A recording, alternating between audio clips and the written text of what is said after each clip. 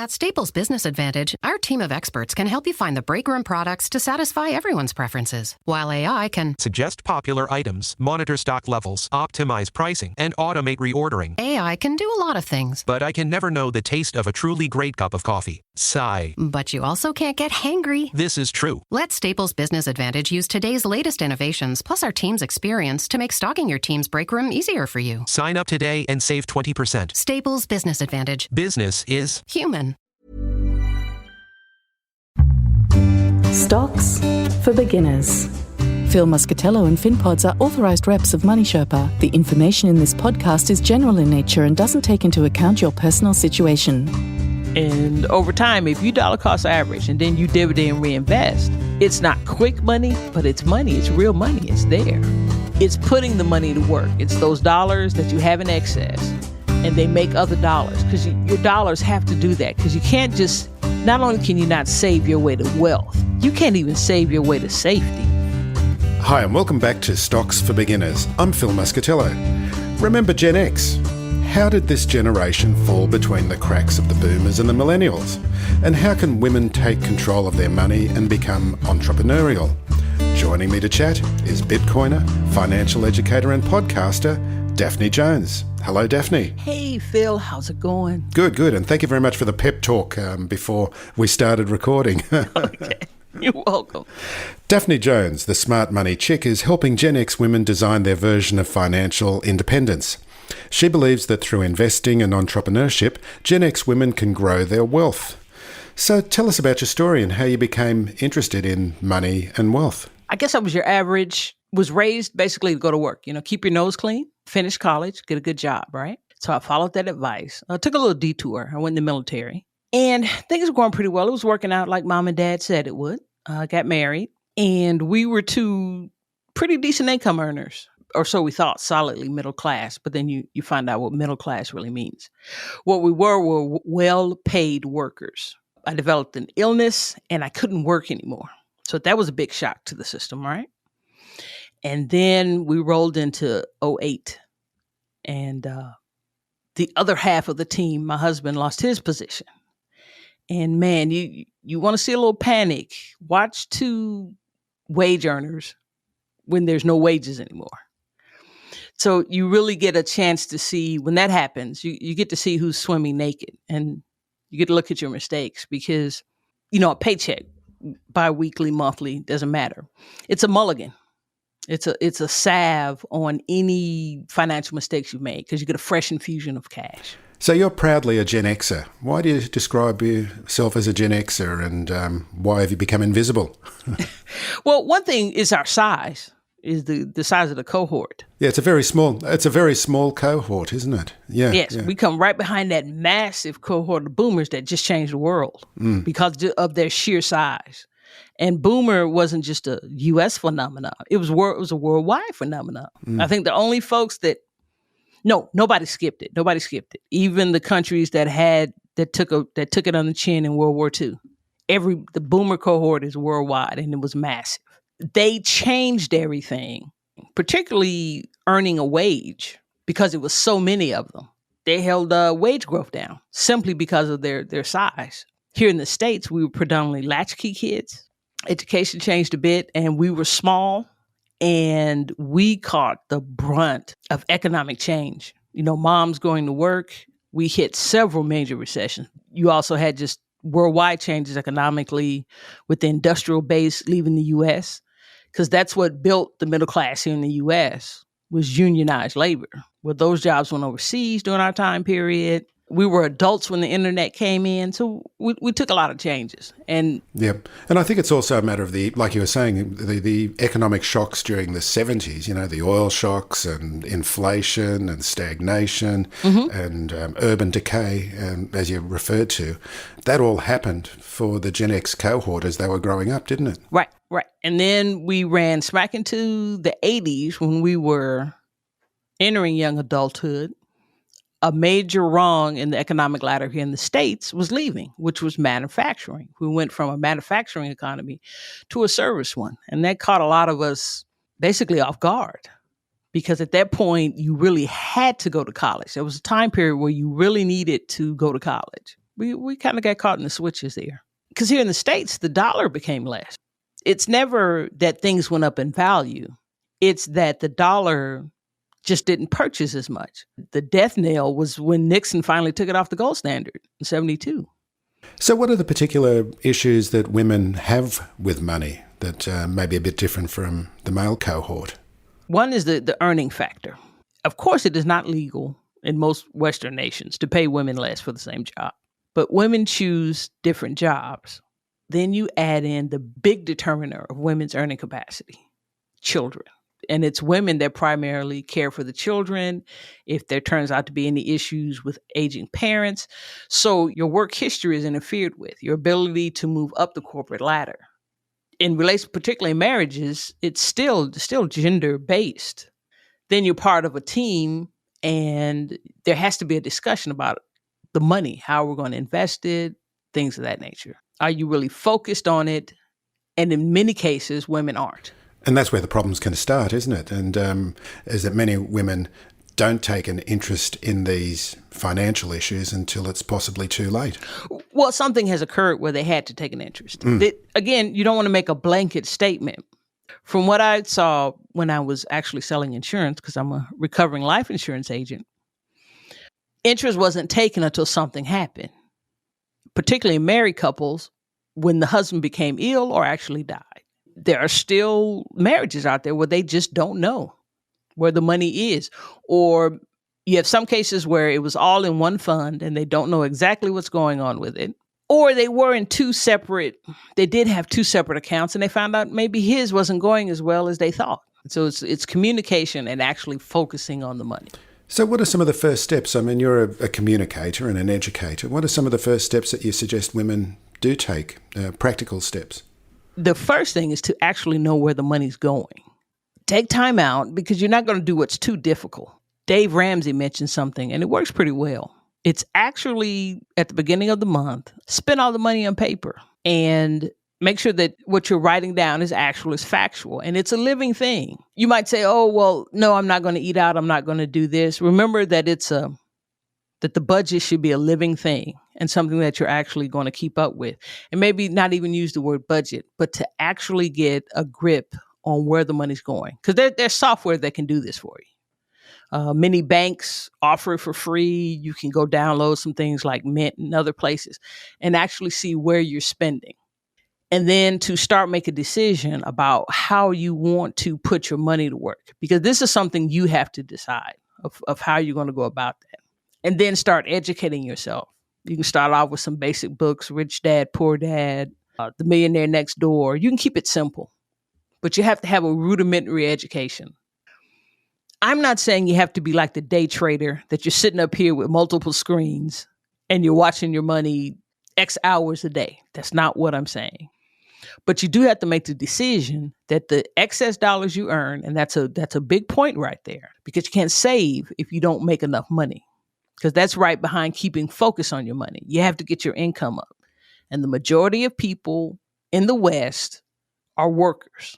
They trade time for dollars, whether it's standard employment or if it's contract in some way. They trade time for dollars. So you get these dollars, and that's what you're going to have to build your wealth on. You have to pay attention to what you're doing with them. Well, look, let's get on to Bitcoin, because you describe yourself as a Bitcoiner. Why do you describe yourself as such? Because I purchased Bitcoin. I'm what they call a hodler. I buy and hold. Mm-hmm. I don't trade or stake. And I'm exclusive into Bitcoin. Yep. So often you'll hear people say crypto and say Bitcoin. I'm not into crypto, the various coins that are invented. I'm a Bitcoiner. Mm-hmm. Bitcoin is truly decentralized, which means that no one is in control of Bitcoin. The basic software of Bitcoin has not changed since Satoshi released it over a decade or so ago. And as Bitcoin is the originator of the blockchain. So we can see every transaction from the first transaction. So it's very transparent. The growth of Bitcoin, it's now, you have the ability to start to spend it. That's improving. And my next favorite thing right behind decentralization, no government controls it, decentralization, there's only going to be 21 million Bitcoin. The individuals who may have some control of the code, first of all, you'd have to get literally millions of people to agree to inflate the number of Bitcoin. And if you did that, you would devalue the Bitcoin that you do have. So no one would want to do that. So that's the beauty of Bitcoin. Over 4 decades, Aberdeen has built deep relationships throughout emerging market economies. And each episode of our Emerging Markets Equity podcast is your chance to eavesdrop on an agenda-setting conversation between me, Nick Robinson, and some of our brightest minds, figuring out the opportunities in key emerging markets. Search for the Emerging Markets Equity podcast from Aberdeen. That's ABRDN, wherever you get your podcasts.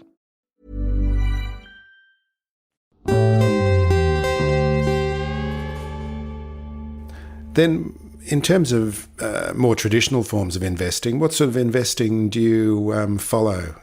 Well, the market is great. I am pretty conservative. Mm-hmm. I do dividend producing stocks, and cash flowing real estate is another one. Mm-hmm. Texas is a great place to do that because we have low regulation, no rent control, and we got a lot of land in Texas.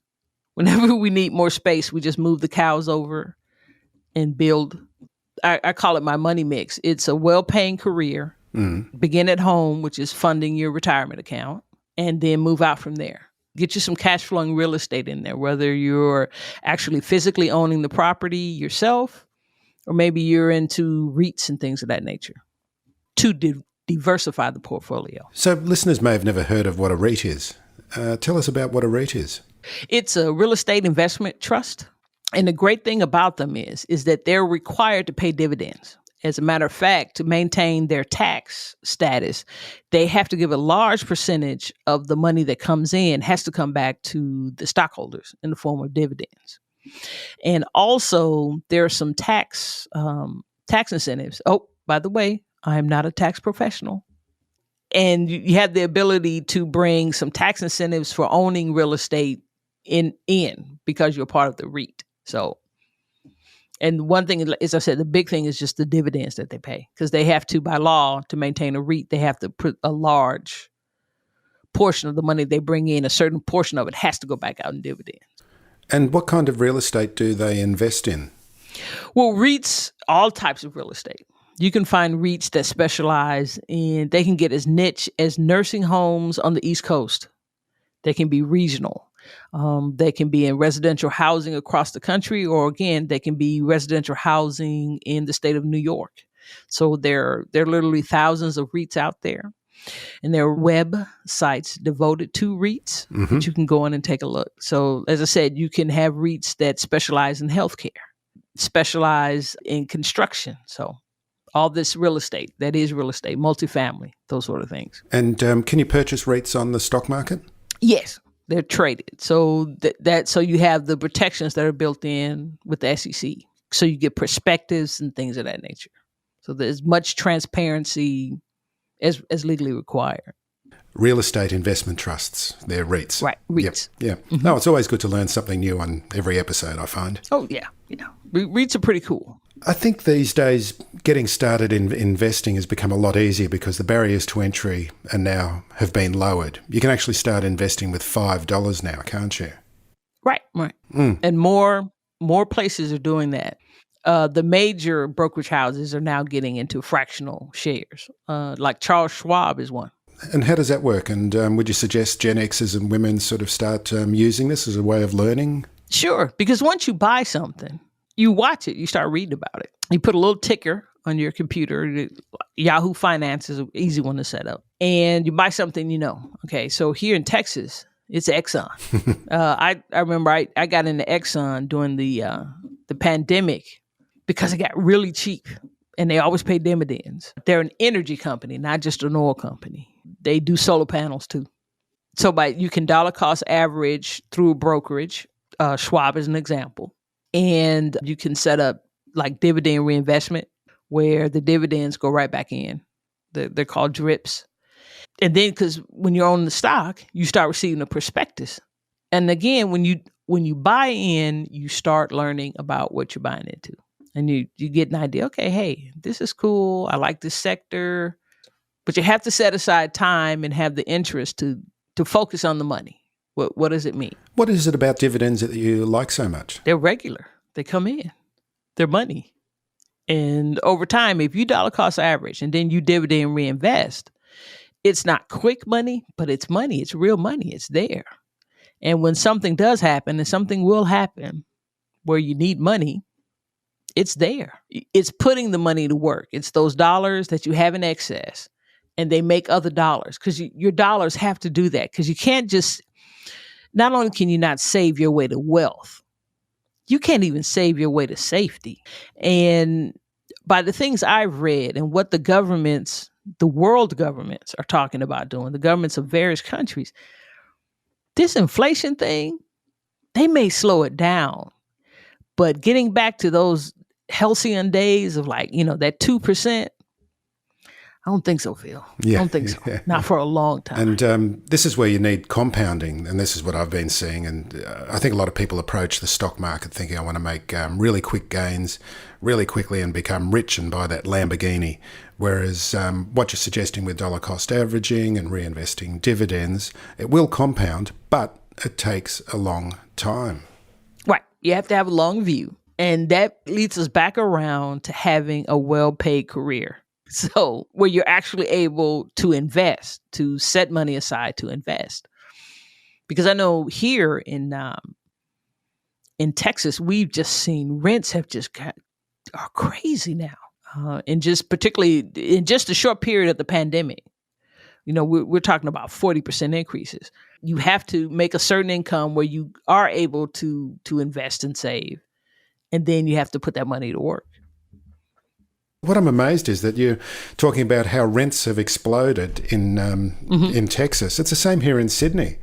And these economic forces that we all think are pretty local, they're affecting everyone. I've heard the same things happening in England, for example, as well, that rents are exploding. And it just seems to be the common reaction to the pandemic has meant that governments have just thrown money at it. They've printed money. Central banks have printed money. We've now got inflation. And the inflation seems to be flowing through the economy in the same way everywhere. Yes, that's because they all decided to deal with the pandemic in the same way. That is the lockdown. I'm a fiscal conservative, so I certainly don't like when governments just send checks out. But you made everybody stay in the house. So you have to send me a check because you won't let me work. Well, you pumped so much money. It was crazy. They were getting double unemployment checks. You were getting an unemployment check from the state. Then the federal government was sending you an extra $600 because you actually had people making more money during the pandemic than when they were going to work. Then you were handing out money to whoever could fill out paperwork. If you could fog a mirror, the U.S. government was sending you money. If you were a business owner, if you drove an Uber, everybody got money. Well, you have to do that. Money has to do something. And so businesses were getting the money. The banks were getting the money. Then you make the reserve requirement down to zero. So you were forcing the banks to put as much money out as possible. And that's what drove up the cost of real assets. Because remember, during the pandemic, the stock market was having a ball. Real assets went up in cost. So stock is one real asset and real estate's another one. And so those costs went up. Money was cheap. Remember because you had a point where even watches were just crazy. The higher end watches, the Philippe Patek and so forth, and you couldn't find a Rolex. They were on back order. Too much money chasing too few goods, and that pushed the rent up. Used cars as well. The price of used cars went through the roof as well. Right, everything. Yeah. And now with the rents here, it's insane. So it's everywhere. And now we're dealing with inflation, and everyone's looking back and saying, well, maybe Milton Friedman was right. Right. And now with what has happened with the banks, they want to back off the central banks from raising the interest rates. So, okay, fella, do you want to deal with inflation, or are we trying to protect the banks because they've got stuff on their books that was once an asset that's now a liability with the the rush to put the money into something, they bought all these treasuries. So I'm just sitting back, watching. And the best I can tell folks is stay hydrated, exercise. Yep. Get your debt down, because it's crazy. I don't know what's coming next. Yeah. I'm just watching. Yeah, that's right. I've noticed when I've been researching you, when I've been doing my deep dives into the Daphne Jones world, that life insurance, you talk a lot about life insurance. And I know you're a recovering life insurance agent, but you still counsel people to consider life insurance. Why is that? Oh, yeah. Everybody needs life insurance because bad things happen. What has happened is life insurance has become like this real sexy vehicle because it's pretty useful in building wealth, right? So there's things like the infinite banking, where you can be your own banker, the no tax retirement, and things of this nature. But when I talk life insurance, and I can do that other stuff is there.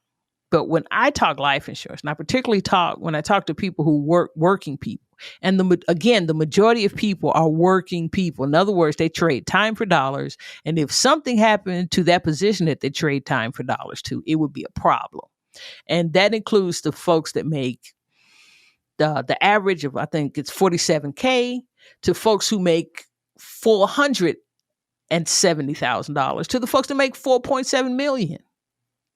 They're still trading time for dollars.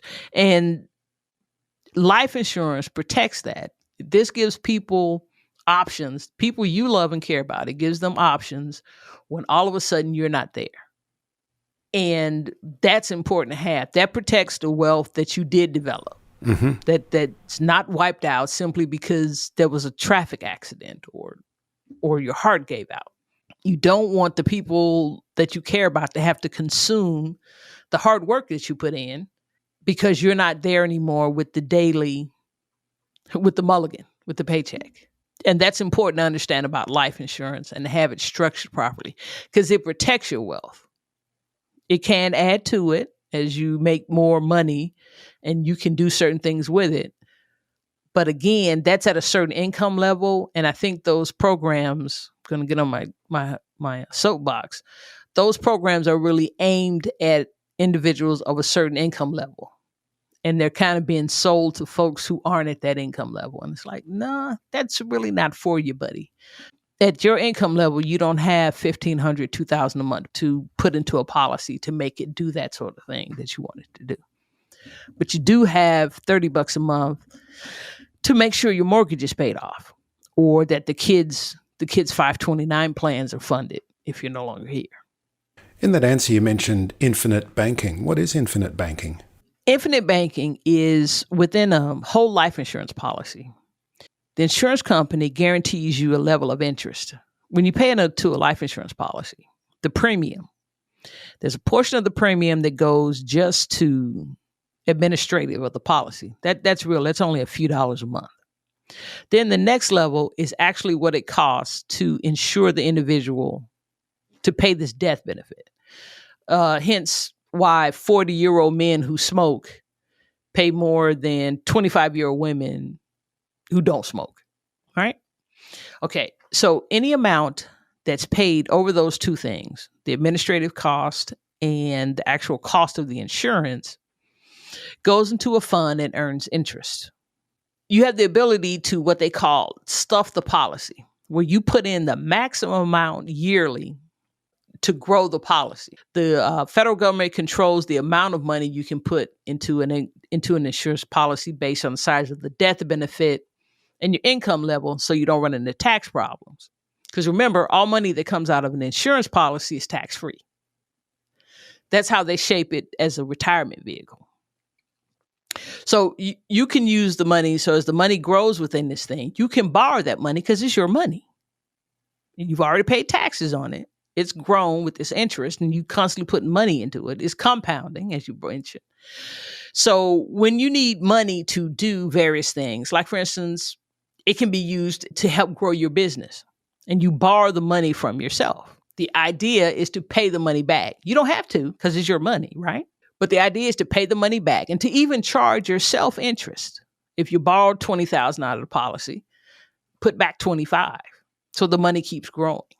because you can use it. You can actually take money out. That's infinite banking. And you can borrow against life insurance policy. Good example is Walt Disney. It was Disneyland. It ran into some cash flow issues. And it was a new idea, and the banks weren't too crazy about loaning him the money. He used his life insurance policy to back bridge loans to finish Disneyland. And he did it a couple of times. He'd done it earlier in the company to pay his animators and so forth. He'd run into some cash flow problems. So that sort of thing. So the infinite banking is based in that. And that instead of you going to bankers outside when you want to buy equipment or whatever investment it is you want to make, you use the money from your life insurance policy. And so that's great. And but it's often presented to people who don't have that type of income. Because I was going to ask you about that, because is that part of what you were warning, is that you do have to be at a certain level of income for it to become more effective for you? Exactly. Yep. Exactly. And people should watch out for sharks coming and trying to sell it to them. Right. And it's also used as life insurance can be used as a retirement vehicle where you can make these same loans from your policy when you reach retirement age, whether you choose 65, 70. Again, it's your money, and these are not like governmental retirement plans that have age rules and things of this nature on it. This is money that you put away. But those plans they involve mutual funds and other things to generate the level of interest that it takes for you to take this money out for those prolonged periods. Because remember, us Gen Xers, we're going to see 80 years old, God willing, in good shape. So we're going to be retired a long time. So again, the amount of money you have to put in over a long time period, not your average worker can't do that. They don't make the income to do that. You're a cloud engineer. Okay, you got a shot at it because of the amount of income you're bringing in. But I think the average male in the U.S. is at 47,000. So if he's a father of two, what I want to talk to him about, he may have heard about infinite banking, and that's what got him to hit my link. And for us to talk, I'm going to listen, get the information, but I'm really more concerned with getting him a policy in force that's going to have money for the folks that are going to take care of his kids if he doesn't make it home that evening. That's what's really important. And that getting that policy at a level, the premium level, where it's not going to be strenuous for him. It's going to be something he's going to take care of, to understand this is what this policy is for and also be within his budget. Okay, well, tell us about your podcasts and the other work that you undertake, Daphne. My podcast, I've got a strictly audio podcast. Well, there's a video component, but it was primarily audio. Grown Women Growing Wealth. We've got about 75 episodes up. Had a great time doing it. My partner, Roberta Ravella, and I. She's a sales coach. And we were interviewing, again, women entrepreneurs, subject matter experts coming in, all about starting a business a little bit later and how to do so effectively. Sales and marketing and things like that. And the big love of my life right now is my YouTube channel, Smart Money Chick TV. Getting guests to come on and being able to give information about, again, life insurance, finance, tech. So we're working on looking at a webinar in a bit to talk about life insurance and to get some digital products out. So that's primarily what I'm doing now. Oh, and we talk about Bitcoin. And Bitcoin. Oh, yeah. Yeah, it's kind of hanging around out there. I had to figure out a way to bring it in. So it had its own channel and podcast for a bit. But I brought it back in-house on the Smart Money Chick. So. Okay, Daphne. That's great. Well, look, I'll put links to all of this in the blog post, which we can share on our socials, and so people can find more about yourself and the work that you're doing. And I'm just amazed that you can even say chick anymore these days. I love saying it. Yeah, I love saying it. The Smart Money Chick. Oh yeah. You can't. No. It is. It's a chick because I remember it was cool to be a chick. And I'm holding on to it. Fantastic, Daphne. Thank you very much for joining me on the podcast today. Hey, and thank you for having me. Thanks for listening to Stocks for Beginners. If you enjoy listening, please take a moment to rate or review in your podcast player, or tell a friend who might want to learn more about investing for their future.